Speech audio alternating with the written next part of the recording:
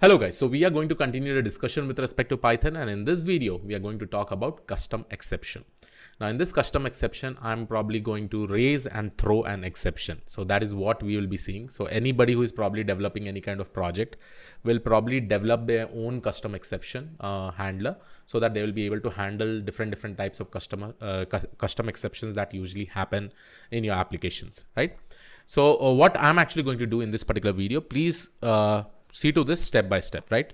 So let's say that I have a specific form. Okay, now in that form, and let's say that is a kind of an exam form, right? A competitive exam form or a government exam form. Now in that exam form, the requirement is that the person age should be between 20 to 30, let's say.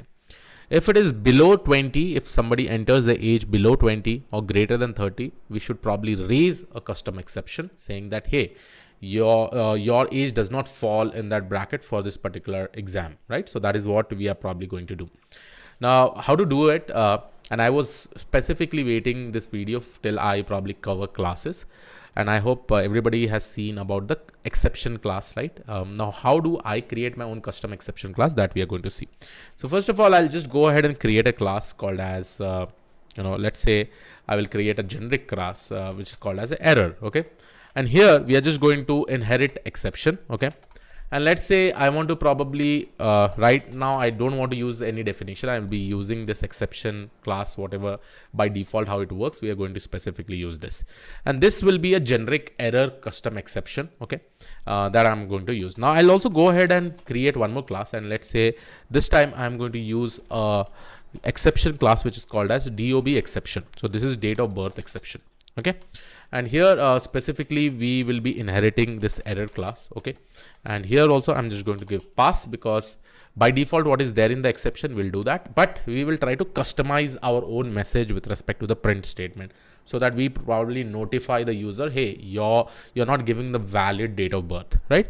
So this is what is the classes that I've actually created. Understand, I could have directly inherited from exception and done it, but I try to create a generic error. So any classes that I probably create with respect to custom exception should inherit this, okay? Now what I'm actually going to basically do over here is that I'm going to probably go ahead and fill that particular or create that particular form and see how this exception works. So guys, now let's go ahead and create a variable called as year, right? Now here I will say year, and I'll just convert this into int, and I'll use an input function, and I'll say, hey user, please go ahead and probably enter the date of birth, okay? So this will basically be my DOB, okay? And I'm actually converting this into int because by default input will specifically give you strings, right?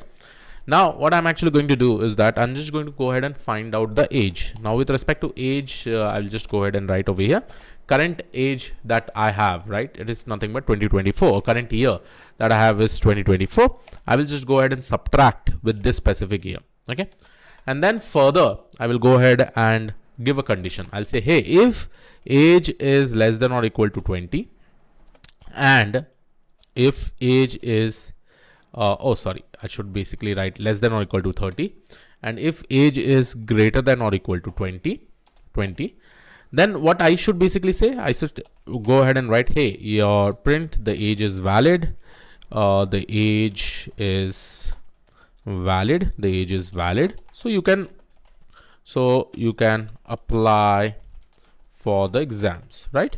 So here is my default condition. Like this is the condition that should work with respect to the age that we give, right? But let's say if someone gives some other age where your age is greater than 30 or less than 20.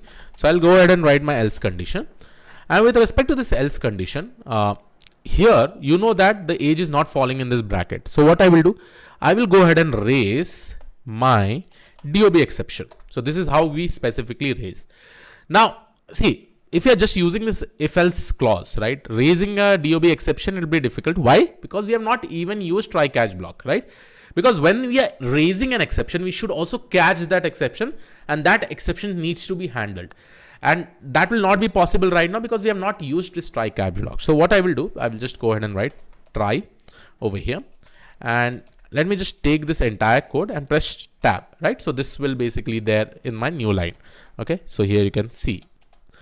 Now, as soon as I raise this DOB exception, I should be catching this, right? So for that, I will go ahead and write except block, Okay, I will go ahead and write except block, and inside this except block, which exception I need to handle? DOB exception, right? And now I will go ahead and say, hey, print, sorry, your age does not follow, or your age is not within the, or I'll say, hey, your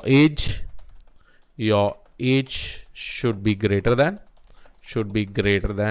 20 or less than 30. Okay, so I'm just going to give this comment over here with respect to the code that I've actually written. Okay, now what I'm actually doing over here, see, we are raising this DOB exception, and we also need to catch this exception.